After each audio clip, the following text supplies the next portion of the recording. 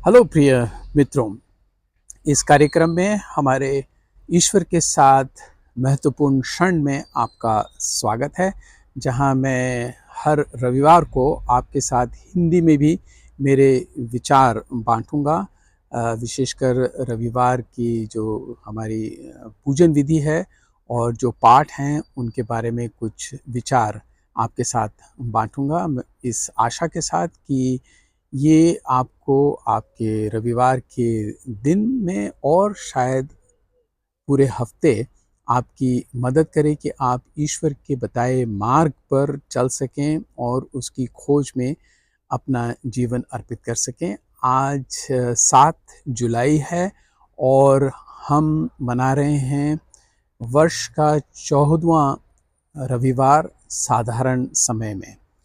और हर रविवार को 3 पाठ होते हैं और तीनों पाठ आज बहुत महत्वपूर्ण हैं। पहले पाठ में ईश्वर नबी एज़ेकियल के द्वारा इज़राइली लोगों को याद दिलाते हैं कि वे अपने मार्ग से भटक गए हैं और उन्हें अपने मार्ग पर वापस लौट जाना चाहिए।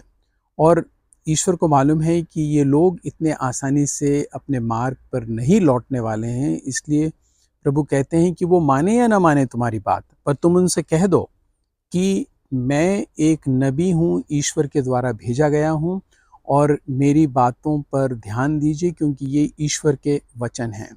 मेरे ख्याल से ये अक्सर हमारे साथ भी होता है कि ईश्वर के वचनों को हम दरकिनार करके अपनी ही दुनिया में चलते हैं, और क्योंकि हमारी ज़रूरतें इतनी हैं, हमारा स्वार्थ हमें आगे ले चलता है कि हम फिर ईश्वर के मार्ग और ईश्वर के वचनों पर ध्यान नहीं दे पाते हैं। और कई बार कलीसिया हमें याद दिलाती है कि हमें बार बार वापस ईश्वर के मार्ग पर लौट आना है। हो सकता है हम गलत मार्ग पर चले जाते हैं या गलतियां हो जाती हैं, पर कलीसिया हमारी जो पूजन विधियां हैं और पाठ हैं उनके द्वारा याद दिलाती हैं कि हम वही मार्ग पर सीधे चलने लगें। और दूसरा पाठ जो है संत पौलुस के पत्र, कुरिन्थियों के नाम संत पौलुस के पत्र से है, जो मेरे हिसाब से एक बहुत ही सुंदर पाठ है, जहाँ पर संत पौल कह रहे हैं कि इसलिए कि मैं अपने आप के घमंड में न फूला जाऊं, क्योंकि ईश्वर ने मुझे कई चीज़ें बताई हैं और रहस्यों का उद्घाटन किया है, तो मैं घमंडी ना हो जाऊं।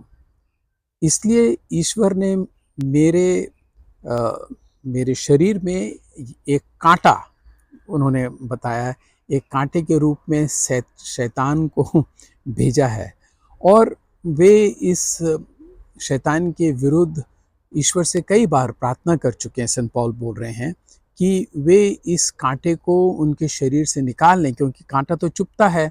तो ये कोई बुराई होती है जो हमारे शरीर में, हमारी आत्मा में हमेशा चुभन पैदा करती है, और हम ईश्वर से प्रार्थना कर सकते हैं कि ये चुभन और ये कांटा हमारे जीवन से वे निकाल लें।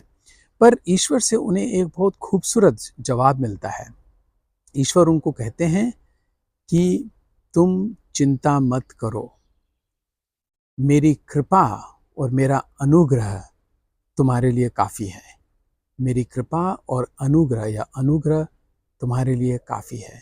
तुम चिंता मत करो अगर शैतान तुम्हें परेशान कर रहा है या तुम्हारे पास कई कठिनाइयाँ हैं जिनका तुम्हें सामना करना पड़ता है। मेहरबानी करके उन कठिनाइयों को रहने दो।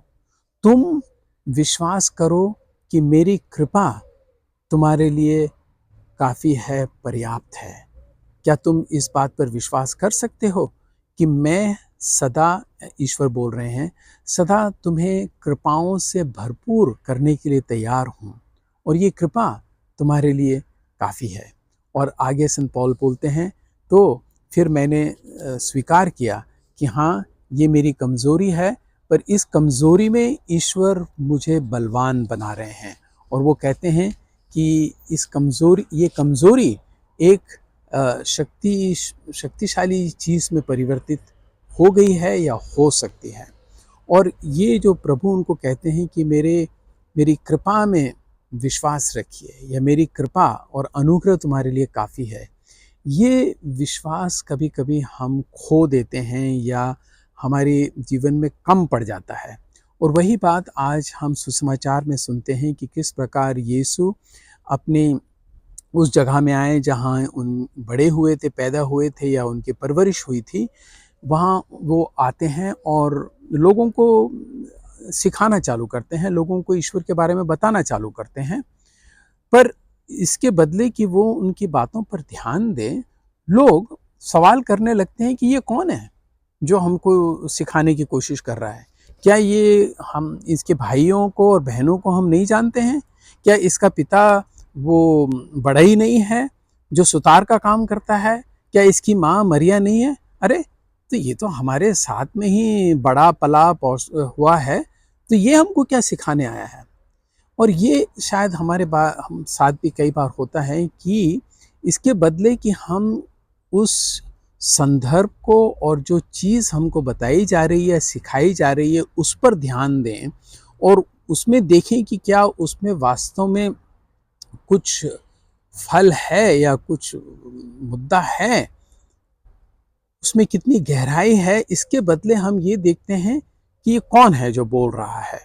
और प्रभु बाद में एक बहुत ही खूबसूरत तुलना करते हैं कि एक नबी या एक सिखाने वाला अपने ही परिवार में और अपने ही लोगों के बीच में स्वीकृत नहीं होता है। शायद आप में से कई लोगों ने ये अनुभव किया होगा। मैं भी पुरोहित हूँ, मैंने खुद ने अपने परिवार में ये अनुभव किया है कि मेरे सब भाई बहन मुझे उस तरह से स्वीकार नहीं करते हैं जैसे बाहर लोग या कलीसिया में मुझे स्वीकार करते हैं या मेरी बातों पर ध्यान देते हैं या देखते हैं।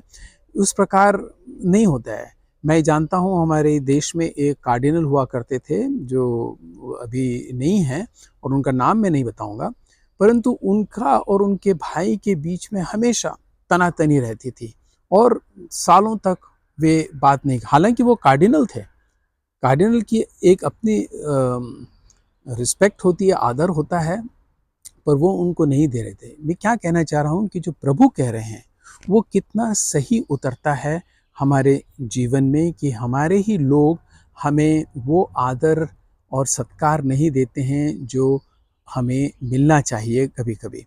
परंतु एक दूसरी बात और जो यहाँ पर निकल कर आती है वो ये है कि जब प्रभु सिखा रहे थे तो लोगों ने न केवल उन पर सवाल किया पर उन्होंने उसका विरोध किया और वो उससे नाराज हो गए।